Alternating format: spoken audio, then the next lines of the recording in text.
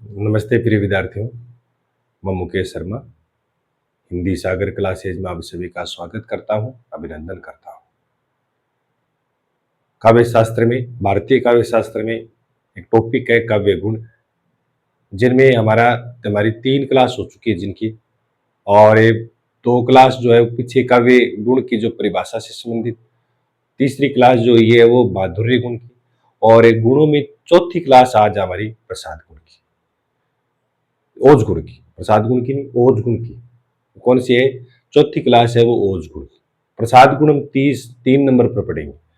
ओज गुण से संबंधित प्रश्न कैसे आ सकते हैं? माधुर्य वाला मैंने पीछे वीडियो में बताया कि कैसे प्रश्न पूछा जा सकता है।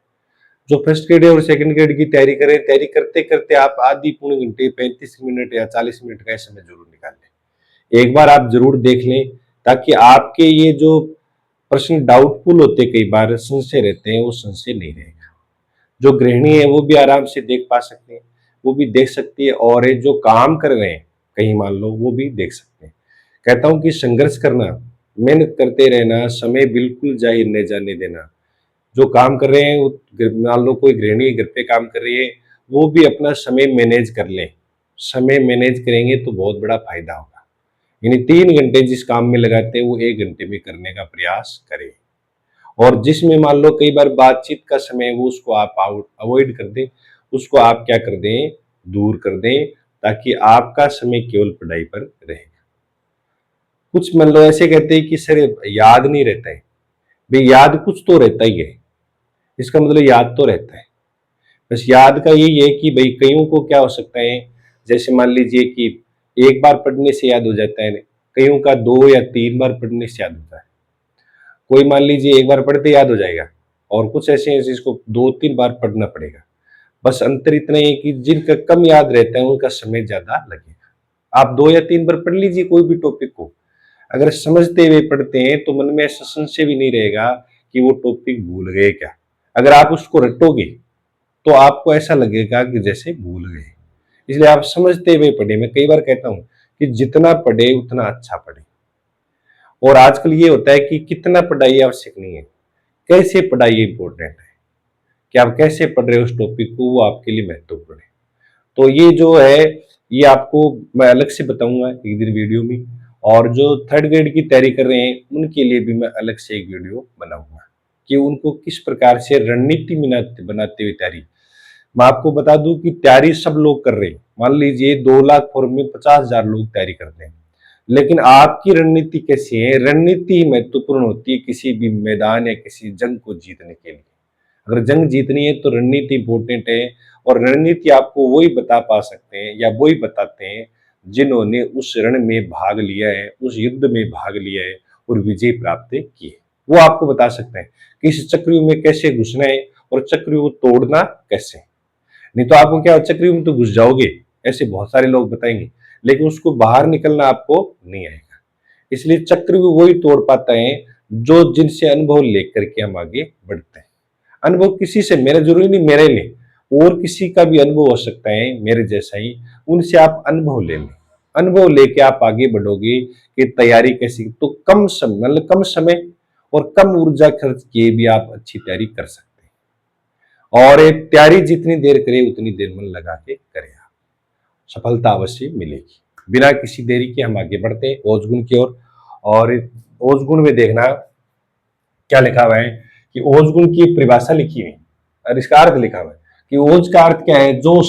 बस जोश है। ओज का मतलब ही जोश होता है, जिसमें वीरता होती है, आवेग, तेज, प्रताप, और एक शब्द और आता है, वो क्या आता है? दीप्ति। वो क्या आता है? दीप्ति। ये और याद रखना, दीप्ति। ठीक है, ये अर्थ जोश, आवेग, तेज, प्रताप और दीप्ति। ठीक है, ये इसका अर्थ है, दीप्ति। अब देखो, जिस काव्य को पढ़ने या सुनने से, परिभाषा देखना कि जिस काव्य को पढ़ने या सुनने से मन में ओज, तेज, उत्साह है और साहस, एक जैसे सी नाम है, ओज, तेज, उत्साह है, साहस, पौरुष, वीरता आदि का संचार हो, वहां ओज गुण होता है। वहां ओज गुण होता है, ओज गुण होता है, ऐसे लिख लेना, होता है। डॉट डॉट कर दिया मैंने, आगे लिखने की जरूरत नहीं है वैसे। तो ये क्या है, देखो, ओज तेज उत्साह है, और उल्लास से, साहस से, पौरुष से, वीरता, ऐसे जहां पर भी आ जाए तो वीरता का नाम, उल्लास, उत्साह है, उमंग, ऐसे कोई जो जोश है, ओज तेज, समझ लेना किसकी परिभाषा है, वो ओज गुण की परिभाषा है। बस ध्यान इतना ही रखना है इन शब्दों का। ओज का मतलब भी वहां होता है जहां वीरता होती है। ऐसे ओज का नाम ही ऐसे है कि ओजता आ जाती है, यानी वीरता आ जाती है। इस प्रकार से कोई दोहा पढ़ते हैं तो उसमें ऐसा लगेगा कि वीरता आ रही है। तो एक तो प्रश्न इसमें पूछ सकते हैं कि ओज तेज उत्साह किससे होता है, कौन से काव्य गुण से, तो क्या करेंगे आप, ओज गुण करेंगे। दूसरा है कि आचार्य दंडी का मानना है, आचार्य दंडी का मानना क्या है, देखो कि आचार्य दंडी ने मानना है कि समास बहुला, इन्होंने कहा है, ये बात सच भी है कि समास बहुला पदों से ओज गुण क्या होता है, उत्पन्न होता है। समास बहुला, ये याद रख लेना, आगे हम विशेषता में पढ़ेंगे वैसे कि समास बहुला किसने माना है, तो वो आचार्य दंडी ने माना है कि समास बहुला होंगे, समास ज्यादा आएंगे, वहां समझ लेना कौन सा गुण है, ओज गुण होगा। ये बात होगी, ये होगी। तीसरी देखो, आचार्य वामन का एक विचार है, इन्होंने कहा अक्षर विन्यास से संश्लिष्ट व संयुक्ताक्षरों, संश्लिष्ट का अर्थ होता है मिले हुए, दो वर्ण मिले हुए, या संयुक्ताक्षरों के प्रयोग से ओज गुण की उत्पत्ति होती है। उत्पत्ति, ओज गुण की क्या होती है, उत्पत्ति होती है। तो संश्लिष्ट और संयुक्ताक्षर, ये दो शब्द याद रख लेना। आचार्य वामन, आचार्य दंडी ने समास बहुला, और एक आचार्य वामन ने कहा है कि संश्लिष्ट और संयुक्ताक्षर, दो बात इनकी याद रखना। फिर आचार्य मम्मट ने क्या कहा है, इन्होंने कहा कि ओज गुण में, ओज गुण में वीर, विभत्स, रौद्र, ये जो रस है ने, ये रस जो बढ़ते क्रम में चलते हैं। कौन से, वीर, विभत्स, रौद्र, ये रस है। ये क्या होते हैं, रस जो होते हैं ये बढ़ते क्रम में चलते हैं। पहले वीर रस होता है, फिर विभत्स रस, फिर रौद्र रस, ऐसे क्रम दिया गया है। कैसे, इनका मानना है कि ऐसे क्रम, हालांकि वीर, विभत्स, रौद्र तीनों में क्या होता है, ओज गुण होता है। और फिर ये आचार्य भिखारीदास, देखो एक तो है आचार्य दंडी, फिर वामन, फिर मम्मट, फिर भिखारीदास। तो दंडी का क्या मानना है कि समास बोलना, वामन का मानना है संयुक्ताक्षर और अक्षर संश्लिष्ट, और आचार्य मम्मट ने क्या माना है कि वीर, विभत्स, रौद्र, वीर, विभत्स, रौद्र। तो मम्मट का याद रखना, वीर, विभत्स और रौद्र। आचार्य भिखारीदास ने क्या कहा कि उद्यत अक्षर जहां परे से के टे, से होगा, के वर्ग होगा, टे वर्ग मिली जाई, और ताही ओज गुण कहते हैं जो प्रवीण कवि राई। प्रवीण कवि वही कहेगा, प्रवीण कवि कह रहे हैं, श्रेष्ठ कवि कह रहे हैं कि जहां उद्यत अक्षर जहां परे, कैसे अक्षर पढ़ेंगे, जहां से के टे वर्ग, ये अक्षर जहां उद्यत होते, प्रकट होते हैं। और वो कह रहे हैं कि श्रेष्ठ कवि सब यही बात कहेंगे कि वहां कौन सा गुण होता है, ओज गुणे कहते हैं, यानी ओज गुण माना जाएगा। कैवरेग, टेवरेग और से ऐसे वर्ण आएंगे, वहां कौन सा गुण माना जाएगा, इनकी बहुलता, जरूरी नहीं इनका अभाव हो, इनकी बहुलता मिलेगी, बस इतना ध्यान रखना। इनकी बहुलता आएगी तो समझ लेना कौन सा काव्य गुण है, ओज काव्य गुण है। ये आचार्य भिखारीदास, भिखारीदास है वो तीनों में प्रसिद्ध है, ठीक है। प्रसाद में भी पढ़ेंगे, मन रोचक अक्षर परे, सो हो शिथिल शरीर, गुण प्रसाद जल सुक्ति जो प्रकटे अर्थ गंभीर, वो प्रसाद गुण में हम पढ़ेंगे, वो भी भिखारीदास की पंक्ति है। और पीछे हम पढ़ के आए हैं, अनुस्वार ओ वर्ण जुत सबे वर्ग, अक्षर जामे मृदु प्रेम सो माधुरी निसर्ग, ये हम भिखारीदास के पीछे ओज गुण में भी हम पढ़ के आ चुके हैं। और भिखारीदास को यहाँ पर भी आपको याद रखना क्या, कै से के टे वर्ग, से वर्ग यानी से वर्ग नहीं से, और कै वर्ग और टे वर्ग मिली जाए, जहां मिल जाते हैं उसका मतलब ताई ओज गुण कहते हैं, उन्हें क्या कहते हैं, ओज गुण कहते हैं। बस इतनी बात इस भिखारीदास की यहाँ इंपॉर्टेंट नहीं है, इंपॉर्टेंट है प्रसाद की और माधुर्य की, ये ध्यान रखना। प्रसाद और माधुर्य की इंपॉर्टेंट है। अनुस्वार ओ वर्णजुत सबे वर्ग, उसमें इंपॉर्टेंट है। दूसरा प्रसाद गुण की परिभाषा आएगी, अक्षर मन रोचक अक्षर परेशो शिथिल शरीर, गुण प्रसाद जल सुक्ति जो प्रकटे अर्थ गंभीर, ये प्रसाद गुण की परिभाषा किसने दी है, तो वो भी भिखारीदास ने दी है, जो हम आगे वाली क्लास में पढ़ेंगे, ठीक है। इसका आप स्क्रीनशॉट ले लें और जरूर लिखें, आप, मेरा मानना है ये जरूर लिखें, जरूर लिखोगे तो ये आपके काम आएगा जी, इसको आप लिखिए एक बार। इसमें बताया गया है कि ओज गुण की क्या विशेषता है।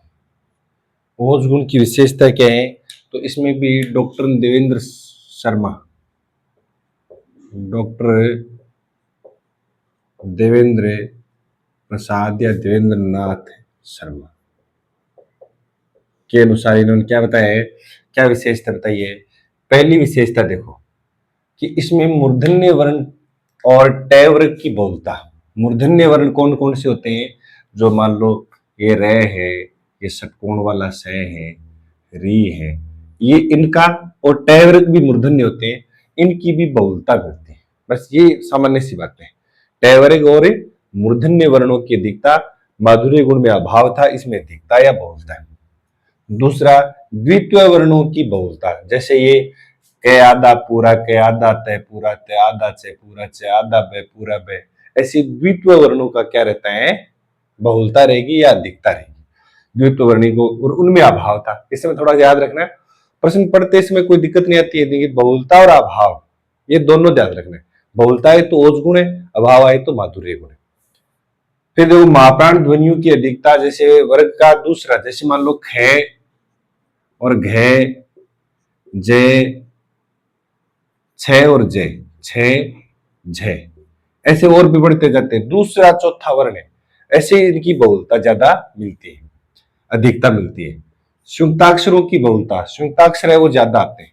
संयुक्ताक्षर कैसे होते हैं, जैसे मैंने कहा संयुक्ताक्षर भी उसमें भी आते हैं, लेकिन उसमें तो पंचवर्ण संयुक्त आते हैं, इसमें ऐसे नहीं है, ऐसे आएंगे। देखो दे धे, ऐसे शब्द आएंगे, दे धे, या मान लो दे ये क्या है, ऐसे वर्ण आएंगे। और चार वो संयुक्ताक्षर गे, वो तो आते आते हैं, ठीक है। तो संयुक्ताक्षरों की बहुलता मिलेगी, दे धे मिलेगा, दे में ये मिलेगा, तो ऐसे वर्णों को ज्यादा तवज्जो, यानी दो विभिन्न प्रकार के वर्ण जिसमें प्रथम वर्ण व्यंजन और दूसरा मिश्र वर्ण मिला हुआ हो, तो कहने का मतलब वैसे ज्यादा प्रयोग किए जाएंगे। उसमें भी था, लेकिन उसमें पंचम वर्ण से युक्त स्पर्श व्यंजन था, यह ध्यान रखना। यानी संयुक्त व्यंजन तो था, लेकिन पंचम वर्ण से युक्त क्या था, स्पर्श व्यंजन। इसमें पंचम वर्ण सीधे संयुक्ताक्षरों की बहुलता। समास की बहुलता, लंबे लंबे समासिक पद आते हैं, और माधुर्य में क्या थे, समासिक पदों का अभाव रहता है, या फिर रहता है दूसरा, अगर रहता अभाव रहता है, अभाव नहीं रहता है तो क्या होते हैं, लघु समासिक पद, यानी बहुत कम, यानी कम समासिक पदों का प्रयोग होता है। और इसमें क्या है, समास की बहुलता, यानी लंबे लंबे समासिक पद आएंगे। जहां लंबे लंबे समासिक पद होते हैं वहां क्या रहता है, पढ़ते इसमें ओजस्विता आती है, वहां ओज गुण होता है, ओजस्विता उत्पन्न होती है। रेफ वर्णों की अधिकता, रेफ माने ऊपर वाला रे आधा होता है, उसमें आधा वर्ण, जैसे कर्म है, कर्यो है, पर्यो है, सर्जन है, धर्यो है, गर्यो है, ऐसे वर्ण ज्यादा आएंगे। और वीर रौद्र भयानक विभत्स, वीरता रौद्र रस, भयानक रस, विभत्स रस, जुगुप्सा घृणा, भयानक रस में भय, रौद्र रस में क्रोध, वीर रस में उत्साह, ऐसे भाव का संचार करने वाले चारों रसों में से युक्त होगा कौन सा, ओज गुण। याद रखना, वीर रौद्र भयानक विभत्स, पीछे पड़ गए हास्य करुण शांत श्रृंगार, और भक्ति भी साथ में आ सकता है, कौन सा, माधुर्य में। लेकिन मूलतः कौन सा होता है, श्रृंगार शांत और हास्य, श्रृंगार करुण और हास्य, श्रृंगार करुण और हास्य, शांत और भक्ति भी हो सकता है उसमें। और यह गुण एक गौड़ी रीति से, ये इंपॉर्टेंट बात है, ये याद रख लेना आप कि इसमें ओज गुण में कौन सी रीति होती है, गौड़ी। देखो गौड़ी में अड़े आता है, गौड़ी में क्या आता है, अड़े, और इसमें भी क्या आता है, टेट है, डेड है। तो गौड़ी अड़े डे, और इसमें जोड़ लेना कि गौड़ी में अड़े आता है तो ओज में भी अड़े आता है, तो दोनों में एक जैसा है। तो ऐसे याद रख लेना, गौड़ी का संबंध किससे, ओज से, विद्रवी का संबंध किससे, माधुर्य से। और अनुनासिकता का आप देखो अभाव, ऐसे प्रश्न दे सकते हैं कि अनुनासिकता की अधिकता, चार विकल्प दे देंगे, एक कौन सा ओज गुण से संबंधित कथन सही नहीं है, तो ये चार मान लो विकल्प दे दिए, कौन से, 1 2 3 और 4, ऐसे विकल्प बना दिए।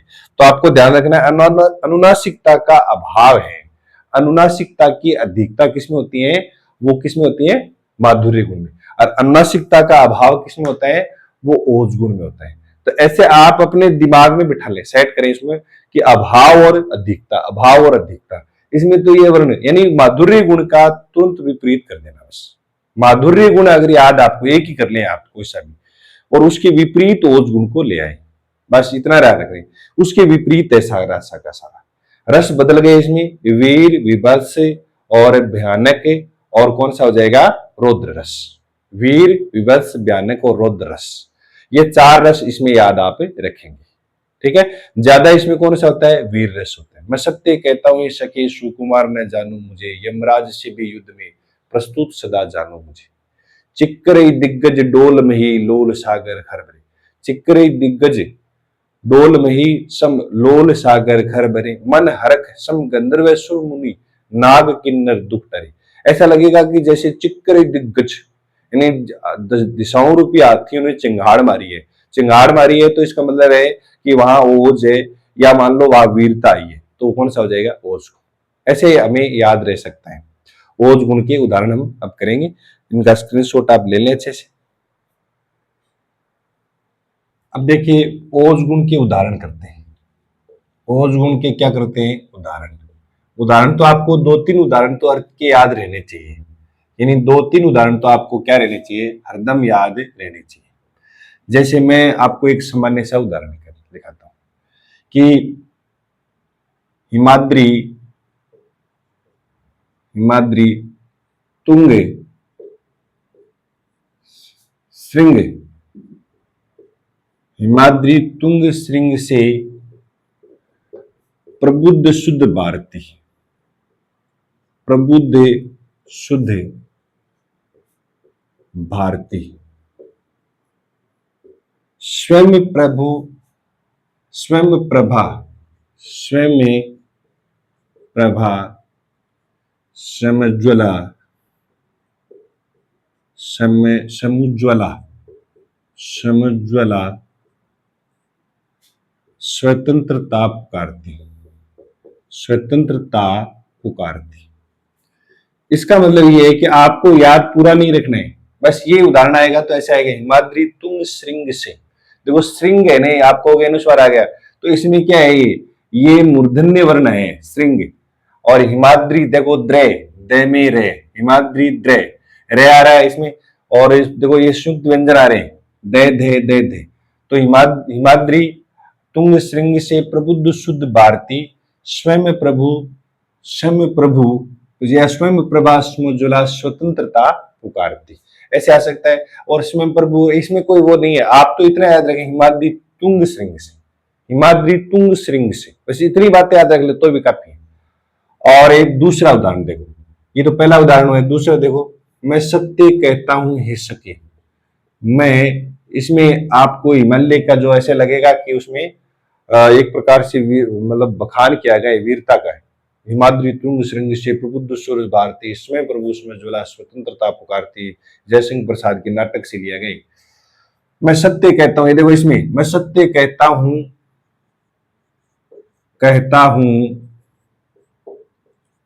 हे सखे, हे सखे सुकुमार ने जानो मुझे, सुकुमार ने जानो मुझे, सुकुमार ने जानो मुझे, मुझे कोई सुकुमार न मत समझो। हे सारथे, हे सारथे, हे सारथे, है द्रोण क्या है? हे सारथे है द्रोण क्या, द्रोण क्या? आए स्वयं देवेंद्र भी, आए स्वयं देवेंद्र भी, देवेंद्र भी जीत न सकेंगे समर में। इसमें और भी है, जीत न सकेंगे समर में आज क्या मुझसे कभी। तो आपको इतना याद रखना है, मैं सत्य कहता हूं इस में, यहां से आएगा प्रश्न आगे तो। और एक मैं सुकुमार न जानो मुझे, ये कोई युद्ध का वर्णन है, और जहां युद्ध का वर्णन है तो समझ लेना क्या ही ओज गुण है, वीर से। मैं हे सारथी है द्रोणाचार्य क्या, आए स्वयं द्वेंद्र भी, जीत न सकेंगे समर में आज क्या मुझसे कभी, कभी नहीं जीत सकेंगे। ऐसे जीत में समर में वहां तक पहुंच जाओगे तो आप पता ही लगा दोगे युद्ध क्षेत्र का वर्णन आया है तो कौन सा गुण है? ओज गुण है। विभत्स जुगुप्सा है, विभत्स रस है तो ओज गुण है, ठीक है। और भयानक रस है तो ओज गुण है।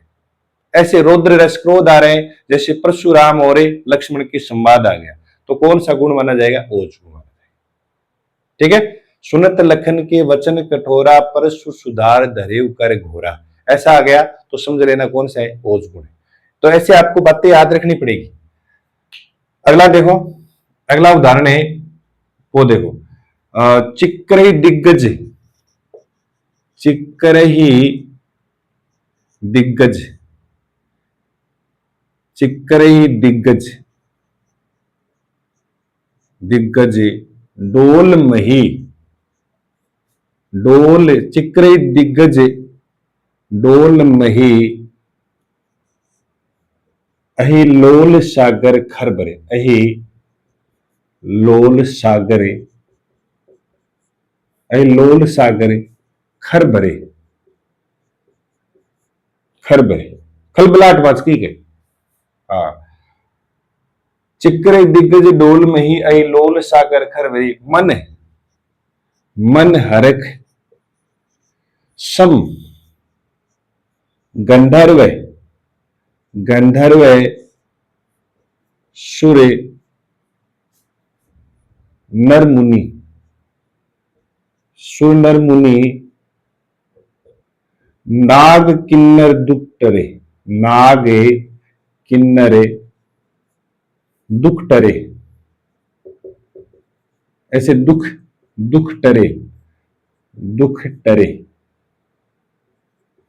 टरे कहने का मतलब है हनुमान जी जब वहां लंका में गए थे तो कह रहे चिक्करे दिग्गज डोल मही, यानी दिशाओं रूपी हाथी चिंगाड़ मारने लगे, भूमि डोलने लगी, भूमि डोलने लगी, और अहिलोल सागर खरबरे, और सागर में खलबलाहट मच चुकी थी, और एक मन हरक सम गंधर्व सुर नर मुनि, यानी वहां से सुर देवता नर और मुनि जो थे वो मन ही मन में क्या रहे, प्रसन्न हुए कि हाँ अब अच्छा हो गया। नाग किन्नर दुख टरे, यानी नागों का और किन्नरों का भी क्या हो गया, दुख टल गया। नाग का मतलब यहाँ हाथी से भी ले सकते हैं, नाग का मतलब सर्प से भी ले सकते हैं। तो किन्नर जो थे वो भी वहां बस रहते थे लंका में, उनका भी एक प्रकार से दुख दूर हो गया कि हाँ अब राम आ जाएंगे, अब कोई दिक्कतें नहीं। सो ऐसे ये रामचरितमानस के जो सुंदरकांड की चौपाई है इसमें भी क्या है, ओज गुण है। ओज गुण और कहाँ हो सकता है वो भी हम देखते हैं कि ओज गुण और कहाँ हो सकता है, किस कैसा मतलब युद्ध क्षेत्र का वर्णन जाएगा, युद्ध क्षेत्र का वहां क्या हो जाएगा, ओज गुण माना जाएगा।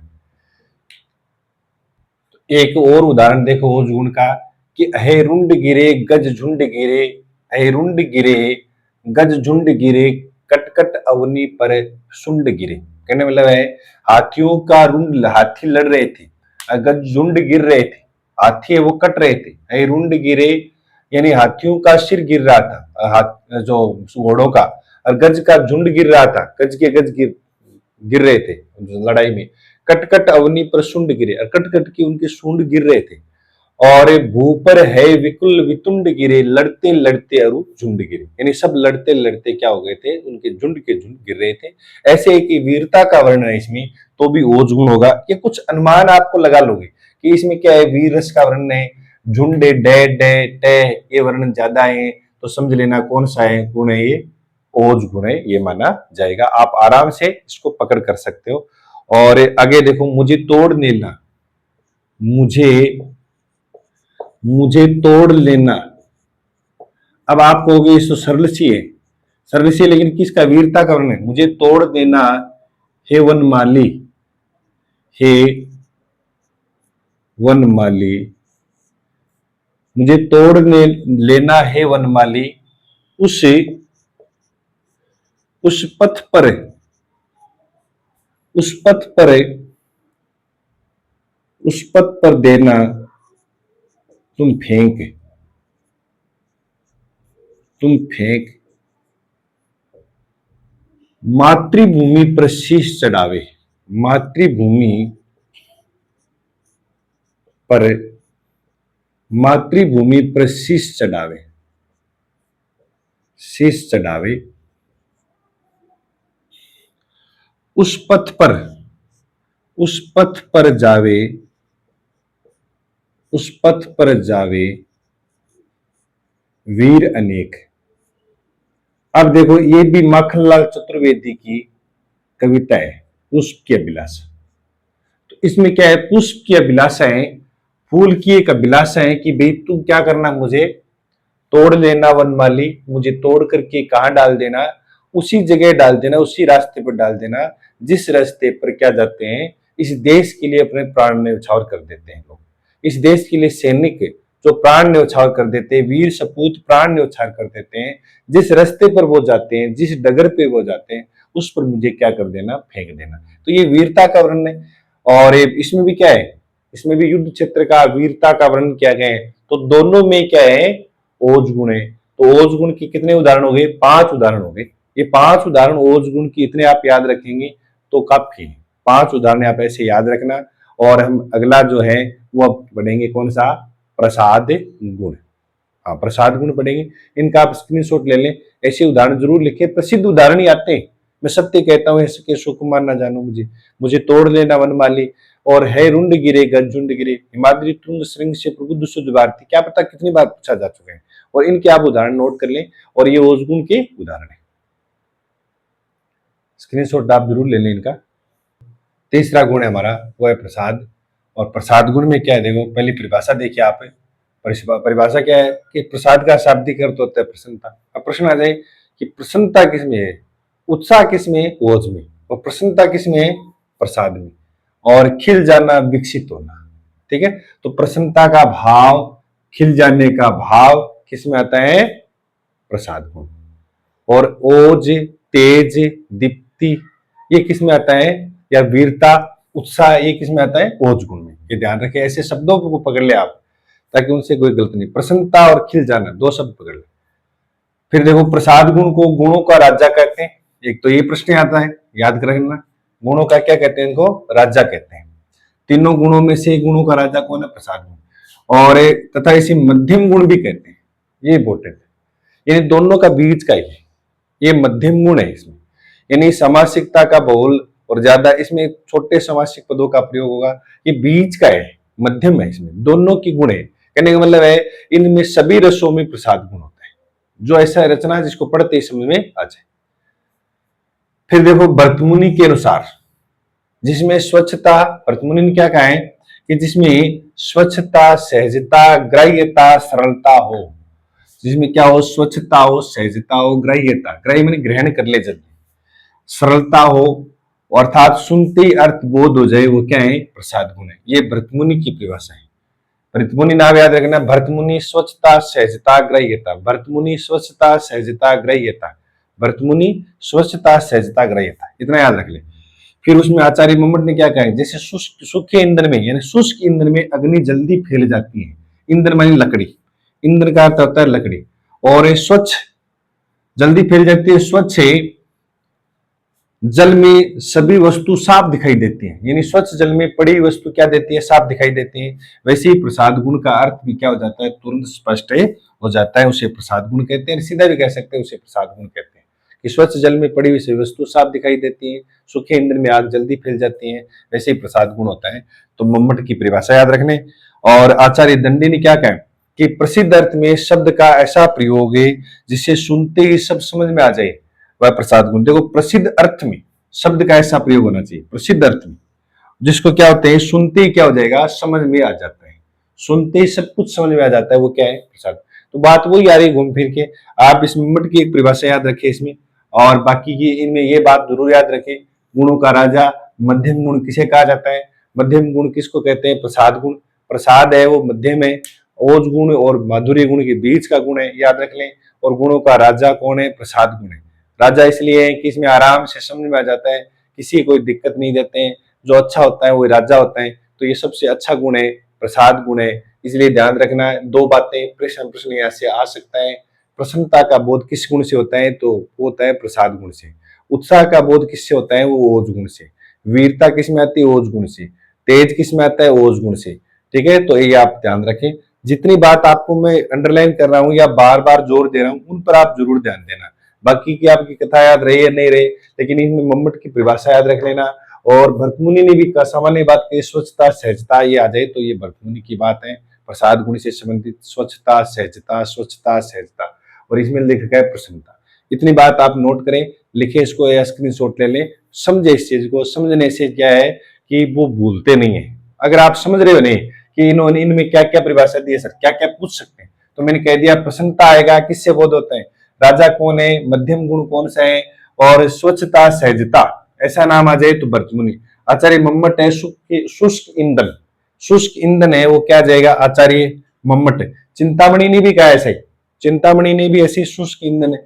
तो सब जो उन्होंने कहा कि भी सूखी लकड़ी में ऐसे शब्द का प्रयोग किया गया। यहाँ शुष्क ईंधन में मम्मट की परिभाषा है और दंडी की इतनी प्रसिद्ध परिभाषा नहीं है। इसमें तो आता है कि प्रसिद्ध अर्थ है वो जहां शब्द का ऐसा प्रयोग हो जाए जिसमें सुनते ही प्रसिद्ध अर्थ देने वाला शब्द जहां प्रयोग हो जाता है उसका सुनते अर्थ समझ में आ जाए वो क्या होता है दंडी। प्रसिद्ध अर्थ देने वाला दंडी, प्रसिद्ध अर्थ देने वाला दंडी, ऐसे याद रखें आप। स्क्रीनशॉट ले लें इसका और फिर हम आगे बढ़ते हैं। जो भिखारीदास हैं इनकी प्रसाद गुण से संबंधित और माधुर्य गुण से संबंधित इंपोर्टेंट परिभाषा है। प्रसाद गुण से संबंधित परिभाषा क्या है, इनमें लिख रखा है मन रोचक अक्षर परे सो हो शिथिल शरीर, सो है शिथिल शरीर गुण प्रसाद जल सुक्ति जो प्रकटे अर्थ गंभीर। इसमें क्या बताया गया है, गुण प्रसाद जल सुक्ति, गुण प्रसाद जल सुक्ति जो प्रकटे अर्थ गंभीर। कहने का मतलब यह है कि मन रोचक अक्षर परे, ऐसे अक्षरों का प्रयोग हो जाए जो क्या करें मन को अच्छे लगने वाले हो, ऐसे अक्षर आए जो मन को अच्छे लगते हैं और या क्या दिखाई दे शरीर को शिथिल या ढीला पड़ जाए, ऐसे अक्षर प्रयोग हो जाए शरीर क्या हो जाए शिथिल या ढीला पड़ जाए। और जल में पड़ी वस्तु, गुण प्रसाद जल, जल में पड़ी वस्तु साफ दिखे वैसी सुक्ति में गंभीर अर्थ भी क्या हो जाएगा साफ स्पष्ट दिखाई दे या गंभीर अर्थ भी स्पष्ट हो जाए, उसे प्रसाद गुण कहते हैं।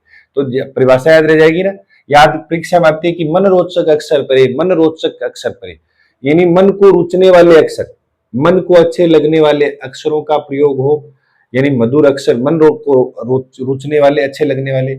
और शिथिल करने वाला अक्षर ऐसे हो जो मन को शिथिल कर दे, मन को ढीला डाला कर दे, ऐसा लगे कि हाँ ये कोई दिक्कत नहीं, आराम से समझ में आ जाएगा, एकदम आराम से समझ रहे हो आप, कोई दिमाग पर जोर देने की जरूरत नहीं है, सीधा याद समझ में आ जाए। और सुक्ति जो कहने का मतलब है कि जल में पड़ी हुई वस्तु, जो जल में पड़ी वस्तु जैसे साफ दिखाई देती है वैसे ही सुक्ति का जिसमें अर्थ गंभीर भी होता है तो साफ दिखाई दे जाएगा, वही कौन सा है प्रसाद गुण है। यानी जिस पर ज्यादा दिमाग लगाने की जोड़ तोड़ करने की आवश्यकता नहीं होती है उसी में क्या होता है उस पंक्ति में प्रसाद गुण होता है। ये बहुत अच्छी परिभाषा है। और भिखारीदास की ये प्रसाद गुण से संबंधित है, वो भिखारीदास ध्यान रखना कि मन रोचक अक्षर परे सो शिथिल। देखो प्रसाद जल, गुण प्रसाद जल सुक्ति भी, जल खुद को चाहिए भाई, पानी खाना होने के बाद में भिखारी को जल भी तो चाहिए, तो जल मांगेगा वो, जल सुक्ति जो ऐसे आ जाए जल सुक्ति जो, तो आप समझ लेना कि वो भिखारीदास की। ऐसे वर्ड ले लें इसका कि शिथिल शरीर पड़ जाता है जब कब, जब उनको भीख नहीं मिलती है तब, फिर वो पानी पीता है, पानी पी के काम चलाता है, जल सुक्ति माने जल पी के काम चलाता है, वो प्रसाद गुण में कौन भिखारीदास। शरीर शिथिल किसका पड़ जाता है भिखारीदास। तो ऐसे याद कर सकते हैं आप, बहुत सारा तरीका है और सीधा भी याद कर सकते हैं। तो ऐसे कोड में याद करोगे तो बहुत जल्दी याद रहेगा कि शरीर शिथिल किसका पड़ जाता है तो भिखारीदास। ये पंक्ति तो याद रह जाएगी लेकिन परीक्षा में ऐसे याद नहीं रहता है किसके, क्योंकि सिलेबस भी तो लंबा चौड़ा है। तो आप ध्यान रखने ना शिथिल शरीर किसका भिखारीदास, ऐसे याद रख जाओगे तो ये सामान्य अर्थ आपको, हिंदी अर्थ नीचे दे रखा है वो आपको आ ही जाएगा, जो ऊपर दोए वाला अर्थ दे रखा है वो आपको आराम से आ जाएगा। इसका स्क्रीनशॉट ले लें आप। प्रसाद गुण से देखो इसमें एक दो बात और भी महत्वपूर्ण है कि प्रसाद गुण प्राय सभी रसों के वर्णन में प्रयुक्त किया जाता है। देखो सभी रसों में काम आता है, इसलिए तो इसे क्या कहते हैं गुणराज कहते हैं। इसीलिए तो इनको क्या कहते हैं गुणराज, एक साथ कर लेना गुणराज कहते हैं। इसीलिए तो इनको क्या कहते हैं गुणराज कहते हैं, इन गुणों का राजा कहा जाता है सभी रसों में। लेकिन यह मुख्यतः किसमें होता है अद्भुत वात्सल्य और भक्ति रसों के लिए विशेष रूप से क्या है ये उपयुक्त है। ये बात आप जरूर याद रखें, अद्भुत वात्सल्य और भक्ति। वैसे प्रसाद गुण है वो सभी रसों में, लेकिन विशेष गुण की बात, रस की बात चले तो वात्सल्य अद्भुत और भक्ति रस को याद रखना है। अब इनके हम उदाहरण करते हैं, उदाहरण देखना आप, उदाहरण लिखते हैं इनके उदाहरण, इसके किसके प्रसाद गुण के उदाहरण। हे प्रभु आनंद दाता, हे प्रभु या प्रभु, हे प्रभु आनंद दाता आनंददाता ज्ञान हमको दीजिए। हे प्रभु आनंददाता ज्ञान हमको दीजिए, शीघ्र शीघ्र सारे दुर्गुणों को दूर हमसे कीजिए, दूर हमसे कीजिए। ये गीतिका छंद का उदाहरण भी है, ये गीतिका छंद का उदाहरण है, यानी 16-12 पर यति वाला उदाहरण है, वर्णों पर, मात्राओं पर। और ये इस जब ये प्रभु आनंद आता है, एक भजन भक्ति कर रहे हैं अपन भगवान की, तो भी इसमें भक्ति रस आई और तो प्रसाद गुण हो जाएगा। दूसरा देखो आगे, चारु चंद्र की चंचल किरणें, चारु चंद्र की चंचल किरणें, चारु चंद्र की चंचल किरणें खेल रही जलथल में, स्वच्छ चांदनी बिछी हुई है, स्वच्छ चांदनी बिछी हुई है अवनी और अवनी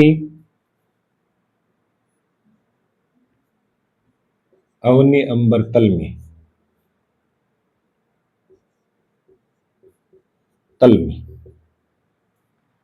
अवनी अरु अंबर तल में, अरु भी लगा सकते हैं।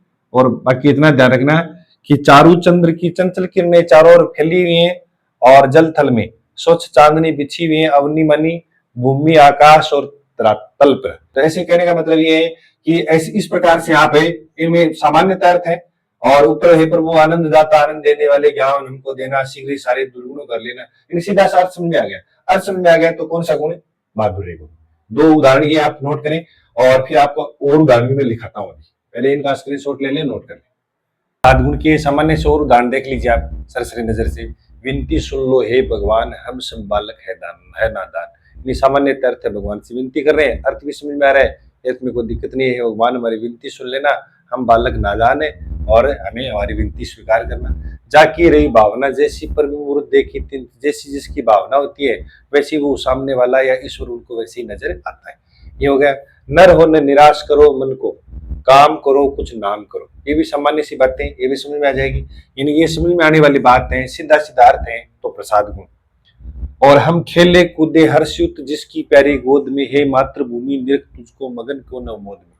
कि हे मातृभूमि तुझको निर्क मगन क्यों न मोद। कि हम खेले कूदे हर्षयुत जिसकी प्यारी गोद में, हे मातृभूमि तुझको निर्क मगन क्यों न हो मोद में। ये वैसे उलाला छंद का भी उदाहरण है। ये उलाला छंद का उदाहरण है, 15-13 पर यति है तो उलाला छंद का उदाहरण। और साथ में आप क्या करें, प्रसाद गुण का, ऐसे दो याद रखें कि उलाला छंद का उदाहरण भी है, प्रसाद गुण भी है। तो ये हमारे इस प्रकार से माधुर्य, ओज और प्रसाद तीनों गुण है वो क्या हो गए, कंप्लीट हो चुके हैं। इनके उदाहरण आप जरूर लिखें एक बार। उदाहरण लिखने से, पढ़ने से ही याद होंगे, और कोई तरीका नहीं है। दूसरा मैंने कह दिया कि रस अगर आपको याद है तो मैंने साथ साथ में रस के उदाहरण भी आपको इसमें लिखाए हैं। यानी ये भक्ति रस है, ये जो भक्ति रस है ये भी भक्ति रस है। और ये सामान्य सी बात है, इसमें भक्ति रस नहीं है। नर और निराश एक प्रकार से उत्साहित किया गया कि भाई निराश होने की आवश्यकता आपको नहीं है। और मैंने कहा ना कि जैसे सुदामा कृष्ण के द्वार पर गए थे, वो अगर वर्णन आ जाए तो भी किसका है, इसमें प्रसाद गुण में लेके आएंगे, क्योंकि उसका अर्थ सीधा समझ में आ रहा है। और हम खेले कूदे हर्षयुक्त जिसकी प्यारी गोद में, ये भी क्या है, जो है प्रसाद गुण का उदाहरण है।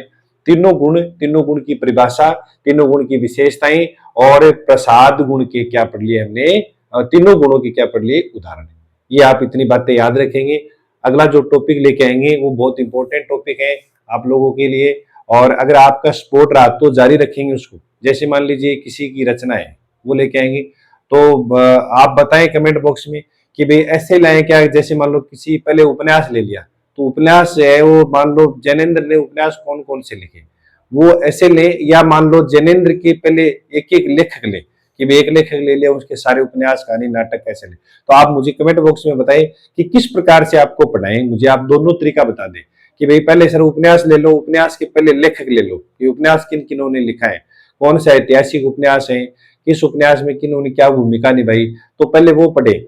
या आप मान लीजिए उपन्यास या लेखक ले ले एक कि उसकी कहानी, नाटक, निबंध, आत्मकथा, संस्मरण, उपन्यास सारे उसके ले लें। तो आप दोनों में से एक के बारे में बताएं और बताओगे तो उसी आधार पर आपको करवाई जाएगी। ठीक है, इंपॉर्टेंट टॉपिक सारे करवा देंगे। अंत में मैसेज आया कि सर ये पाश्चात्य काव्य शास्त्र वाला भी, तो वो भी करवाएंगे छुट्टियों में, जैसे ही स्कूल की छुट्टियां हो जाएगी, ग्रीष्म का अवकाश हो जाएगा, उसमें आपको वो भी करवा देंगे। पहले तो आपको जैसे चल रहे हैं वैसे। फिर दूसरा कि मैंने कहा कि गद्य रचना इंपोर्टेंट है। गद्य रचनाएं मान लो हमने 30 ही किए, मान लो तो 30 तो इतने याद रहेंगे बढ़िया तरीके से। तो मेरा ये प्रयास रहेगा भाई, मुझे और कोई वो नहीं है कि मैं कोई पॉपुलर कोई होने के लिए, मैं ये चाहता हूं कि मेरी बात आप तक पहुंचे और आप जो भी पढ़े वो पढ़ करके ऐसा महसूस करेगा कि हाँ इनमें से हमारे फायदा हुआ है। बहुत ज्यादा पढ़ने से भी नहीं हो रहा है, जितनी चीजें पढ़ रहे हैं उतना अच्छा पढ़ लिया या अच्छा कंटेंट हमें मिल गया, वो परीक्षा में आ गया तो बेड़ा पार है। बस हमें तो वो मतलब बेड़ा रुकने वाला नहीं है, यानी इधर इस किनारे से उस किनारे चलना पड़ेगा अनुकूल। प्रतिकूल चलेंगे तो फिर काम चलने वाला नहीं। ग्रंथ हम बहुत पढ़ते हैं, लेकिन इस प्रकार से अगर आपने एक बार पढ़ लिया, ऐसे उदाहरण आपने देख लिए, उदाहरण तो आपको याद भी रखने पड़ेंगे। मतलब कुछ उदाहरण तो आपको याद रहने चाहिए, कुछ उदाहरण नए आ रहे हैं तो वो अलग बात है, लेकिन बिल्कुल ही नहीं है कि उदाहरण याद नहीं रहे। फिर भी मान लो कोई उदाहरण बिल्कुल याद नहीं रहे तो रस याद कर ले, तो रस का संबंध इनसे जोड़ ले। या मान लो वो प्रसाद, ये गुण याद कर लिए ना, तो इन गुणों को याद करने के बाद रीति की उदाहरण करने की जरूरत नहीं याद, क्योंकि माधुर्य गुण की उदाहरण वेदर्भी की। और इसमें एक बात और रह गई थी, देखो एक बात मैं लिखा देता हूं, छूट गई है वो बात है, इसमें लिख ले आप कि इसमें यह, इसमें की जगह यह लिख लो, यह पांचाली रीति के लिए प्रधान है, रीति के लिए प्रधान है या पांचाली रीति से युक्त है, पांचाली रीति से क्या है, युक्त है। और ये ओज गुण है उसमें कौन सी होती है, गौड़ी रीति होती है। तो इसको ऐसे याद कर लें, माधुर्य, माधुर्य और ये ओज और प्रसाद, ये तो क्या हो जाएंगे, गुण है। ये तो क्या हो गए, गुण हो गए। अब इनके आगे संबंध बना लें, इनका माधुर्य का तो हो गया वेदर्भी से, इतनी याद जरूर रखें आप, वेदर्भी से। ओज का गुण किससे हो गया, ओज का हो गया गौड़ी से, गौड़ी रीति से, गौड़ी रीति।